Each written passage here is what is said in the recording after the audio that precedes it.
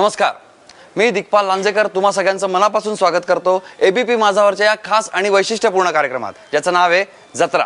जगद्गुरु तुकाराम महाराजांनी उमा रमा एकसरी, वाराणसी ते पंढरी, गया तेची गोपाळपूर, प्रयाग नीरा नरसिंहपूर असं या क्षेत्राचं वर्णन केलंय। आपण आज नीरा नरसिंहपूरला आलोय नरसिंहाचं दर्शन घ्यायला। चला।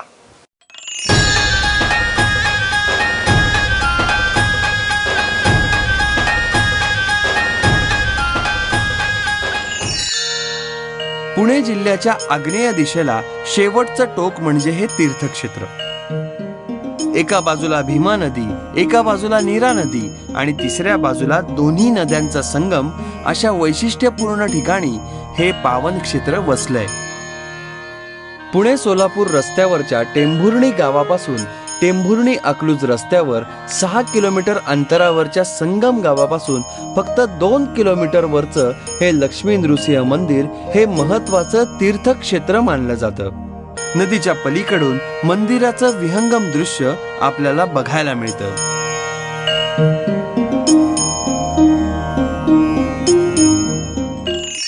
हा आहे या मंदिराचा सुप्रसिद्ध लक्ष्मी घाट। इथे मागे आपल्याला कुबेर लक्ष्मीचं मंदिर बघायला मिळतं।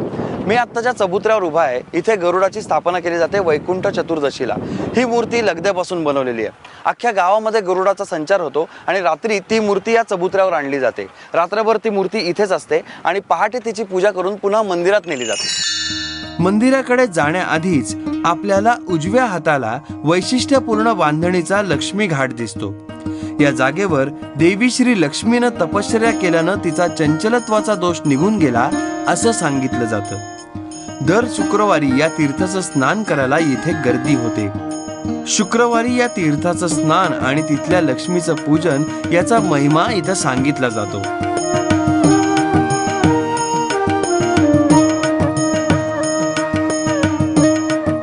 नीरा बंधारा ओलांडून गेल्यानंतर नृसिंह मंदिराचं भव्य प्रवेशद्वार आपल्याला दिसतं।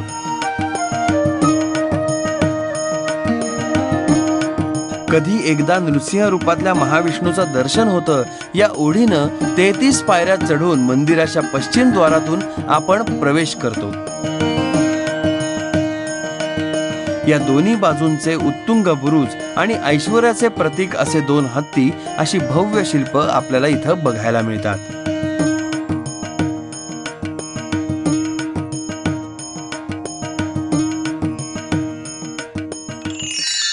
या मंदिराला एकूण 4 भव्य दरवाजे आहेत। त्यातला हा प्रमुख दरवाजा पश्चिम दरवाजा। या दरवाजातून आत जाऊनच भगवान नरसिंहाचं दर्शन घेतलं जातं। या दरवाजातून प्रसन्न मनानं भक्तिभावानं नतमस्तक होऊन आपण मंदिरात प्रवेश करतो। प्रवेशद्वारातून आत येताच एक भव्य घंटा दिसते।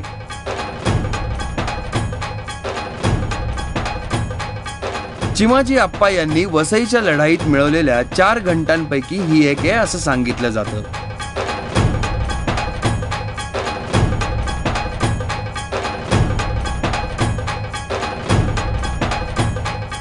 सभोवताली असलेल्या दगडी खांबांवर उभारलेल्या भव्य प्राकारातून जात असताना स्थापत्य शास्त्राच्या विविध वैशिष्ट्यांनी आपण भारावून जातो।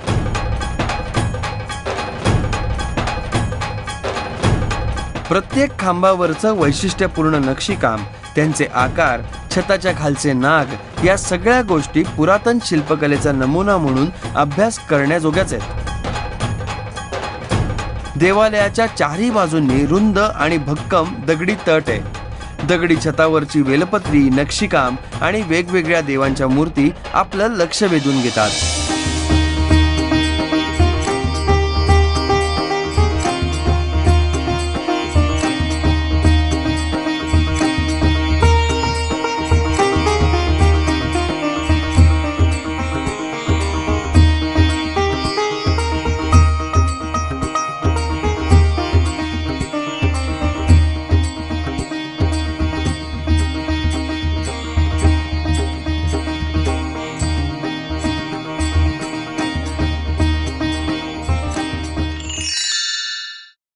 पद्मपुराणामध्ये नीरा नृसिंह क्षेत्राचं वर्णन असं केलंय। सुदर्शनमित्त विहितम क्षेत्रम यद वेद विद्वरैहि तत्राभिरेव भूगर्भे क्षेत्र राजो विराजते। म्हणजे पृथ्वीचं हे नाभिस्थान आहे आणि सध्या झालेल्या शास्त्रीय चाचणीत सुद्धा हे सिद्ध झाले. वर पोचल्यावर मंदिराचा भव्य कळस आपल्या नजरेत भरतो.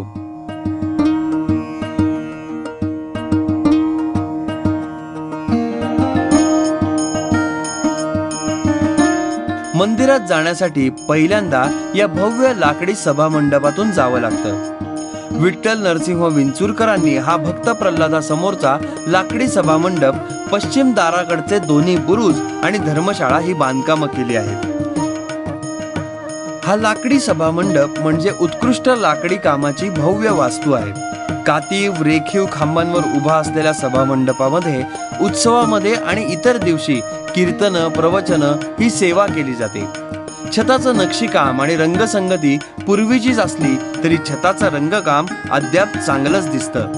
लाकडी सभामंडपाच्या वरच्या बाजूला छज्जा आहे. त्यातल्या मूर्ती भग्न वाटत असल्या तरी त्यांचं सौंदर्य अजूनही पूर्वजांची कारागिरी पटवून देतं. मंदिराचं बांधकाम हेमाडपंथी स्वरूपाचं आहे. मंदिराचे भक्कम स्तंभ आणि त्यावरची कलाकुसर पाहिली की पुरातन स्थापत्य कलेची साक्ष पटते.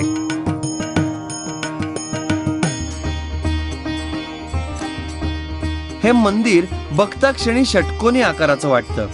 मुख्य मंदिर आणि इतर मंदिरं यांचं क्षेत्रफळ सुमारे 1.25 एकर आहे.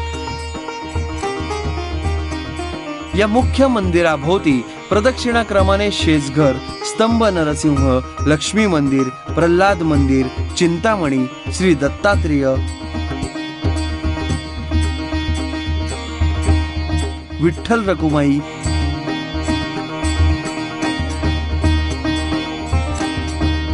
शाकंभरी देवी,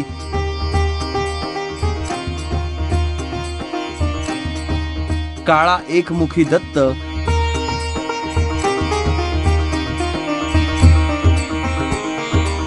मुहूर्त गणपती, रामेश्वर या परिवार देवतांची एकूण 13 मंदिरं आहेत. विठ्ठल शिवदेवांपासूनचे 5वे पुरुष रघुनाथराव विंचुरकर यांनी या मंदिराचा जीर्णोद्धार केला आणि कळसावर सुवर्ण ध्वजाची स्थापना केली. हा जीर्णोद्धार 1787 साली झाला.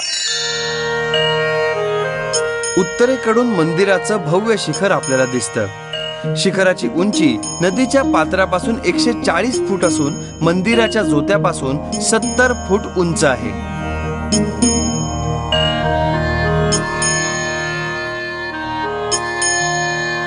विठ्ठल शिवदेव यानंतर त्यांचे पुत्र शिवाजी विठ्ठल यांनी गर्भागारा पुढचा रंगशिळेचा दगडी मंडप, पश्चिम दरवाजा आणि त्यावरचा नगारखाना ही बांधकामं केली.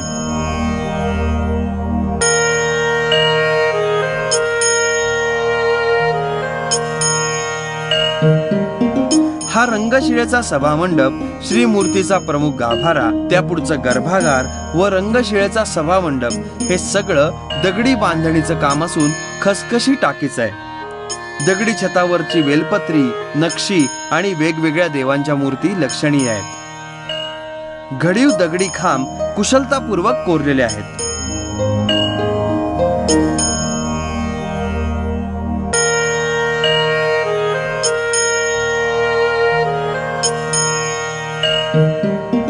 तिथून आपण गाभाऱ्यात प्रवेश करतो.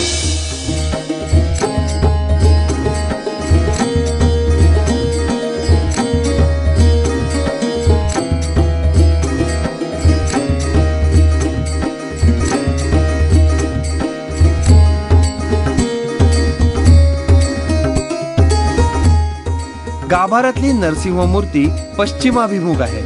ही मूर्ती वालुका शिलेपासून बनवली गेली आहे. भक्त प्रल्हादाच्या प्रत्यक्ष उपासनेतली ही मूर्ती विरासनस्थ आहे.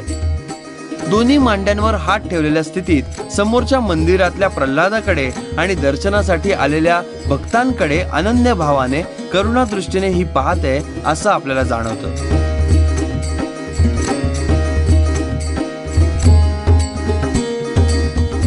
नीरा नरसिंहपूरच्या या संगमावर देवर्षी नारदांचा आश्रम होता. हिरण्यकशिपूची पत्नी कयादू गर्भवती असताना इथे वास्तव्याला होती. प्रल्हादाचा जन्म झाल्यानंतर देवर्षी नारदांनी त्याच्या कानामध्ये गुरुमंत्र दिला, ओम नमो नारायणाय नमः, आणि तो मंत्र म्हणत म्हणत प्रल्हाद मोठा झाला. इथे संगमावर वाळूचं नरसिंहाचा शिल्प तयार करून त्यांनी भक्तीचा आरंभ केला।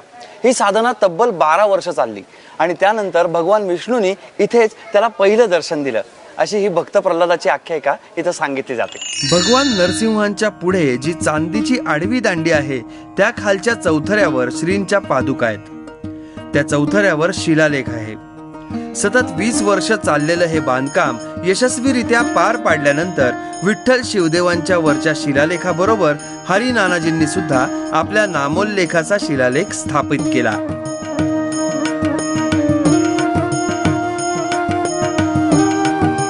या दर्शनानंतर या यात्रेच्या मुख्य सोहळ्याला सुरुवात होते। हा सोहळा सुरू होतो विंचुरकरांच्या वाड्यापासून। इथून दररोज त्यांचा टोप देवळात वाजत गाजत जातो आणि भगवान नरसिंहांचं दर्शन आणि तीर्थ घेतो। सरदार रघुनाथराव विंचुरकर हे भगवान नरसिंहांचे निस्सीम भक्त।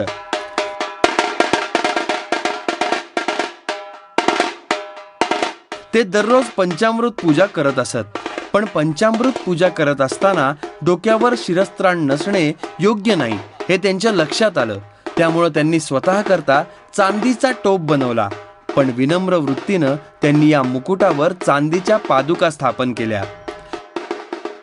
या मुकुटावर शंख, चक्र इत्यादी शुभचिन्हही कोरलेली आहेत। हा मुकुट वाजत गाजत मंदिरात जातो।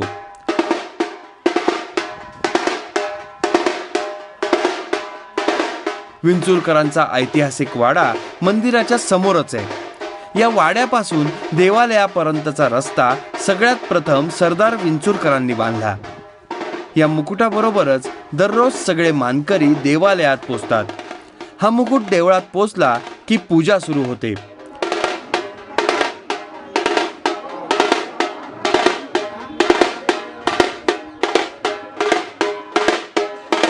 भगवान नरसिंहाला स्नानाभिषेक केला जातो। यावेळी पुरुष सूक्त, श्री सूक्त, मन्यू सूक्त, विष्णू सूक्त इत्यादी मंत्रोच्चारात षोडशोपचाराने अभिषेक आणि पूजा संपन्न होते।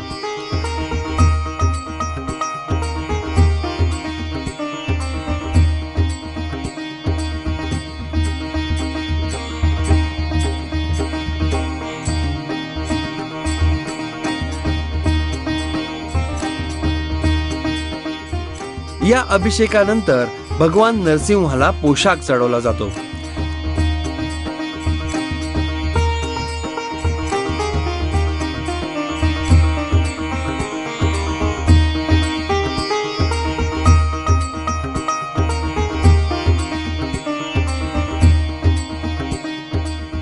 यानंतर सूर्यप्रकाशाचा कवडसा पाडून त्या प्रकाशातच आरती संपन्न केली जाते।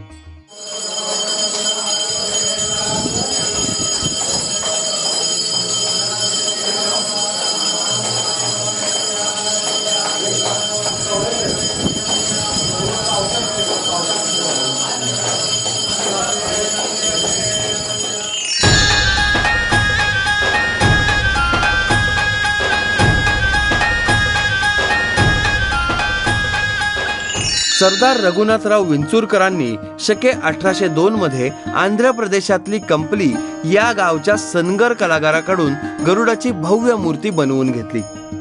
मूर्ती 4.5 फूट उंच असून त्याचे बागदार नाक, भेदक डोळे, अणकुचीदार नख्या आणि 2 पंजातला सर्प गरुडाच्या आक्रमक शक्तीची आणि झेपेची जाणीव करून देतो।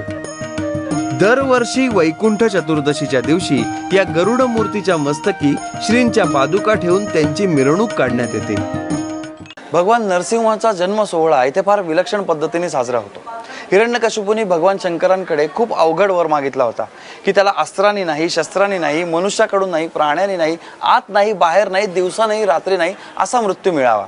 या सगळ्या अटी पूर्ण करत भगवान नरसिंहांनी खांबातून प्रकट होऊन त्याचा वध केला।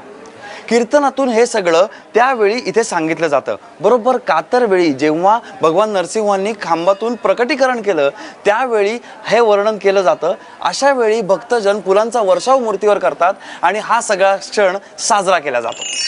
समर्थ संप्रदायाचं मंदिराशी जुनं नातं आहे। त्यामुळे समर्थ परंपरेतल्या मोहनबुवा रामदासींसारख्या अनेकांची प्रवचनं उत्सव काळात इथं संपन्न होतात। त्यानंतरचा सगळ्यात महत्त्वाचा कार्यक्रम म्हणजे भगवान नरसिंहांचं प्रकटीकरण.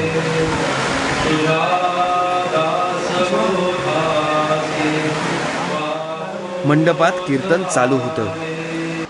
याला विष पाज, काय कर, विष प्रयोग याच्यावर कर. आईला सांगितलं, जी माता सात्विक, ज्या प्रल्हादाला त्या मुलाला जन्म दिलाय, त्या प्रल्हादाला मातेनं आपल्या जवळ घेतलंय. तिनं सांगितलं, माझा पतिव्रता धर्म आहे, पतीची आज्ञा मी मोडलेली नाहीये. पतीला वचन दिलं, मी तुमच्या शब्दाप्रमाणे वागेन, काळजावर दगड ठेवून. आणि त्याप्रमाणे त्या बाळाला सांगितलं, बाळा, ज्या हातानं तुला दूध पाजलंय, ज्या हातानं मोठं केलंय, दारू माखू घातलंय, गोंजावलंय, माया केली आहे, त्याच हातानं आज मी तुला विष पाजणार आहे. तुझ्या पित्याची आज्ञा आहे, विष घेतलंय.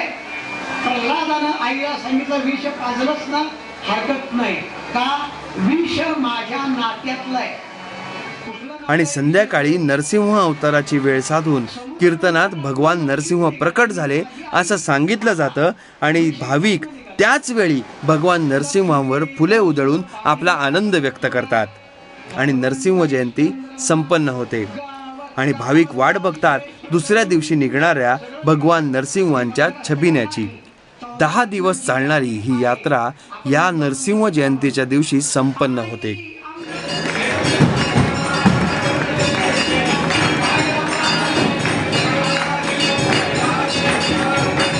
भगवान नरसिंहांसारख्या उग्र दैवताची उपासना उग्र आणि रांगडा महाराष्ट्रच करू जाणे. अशा या दैवताचं दर्शन आणि उपासनाच आपल्या मनामध्ये आत्मविश्वासाची भावना जागवते. भगवान नरसिंह हे अनेक रणशूरांचं दैवत, अनेक योद्धे, अनेक क्रांतिकारक या दैवतापासूनच प्रेरणा घेऊन प्रसिद्धी पावले. आपल्याला सुद्धा रोजची जगण्याची लढाई लढायची असते. या दैवताकडून प्रेरणा घेऊन मी आता निघालोय ही लढाई लढायला. जत्रेचा हा प्रवास आपण इथे संपवतोय, पण आपण थांबणार नाही आहोत. पुन्हा भेटूयात पुढच्या प्रवासामध्ये. तोपर्यंत राम राम पाहुणा.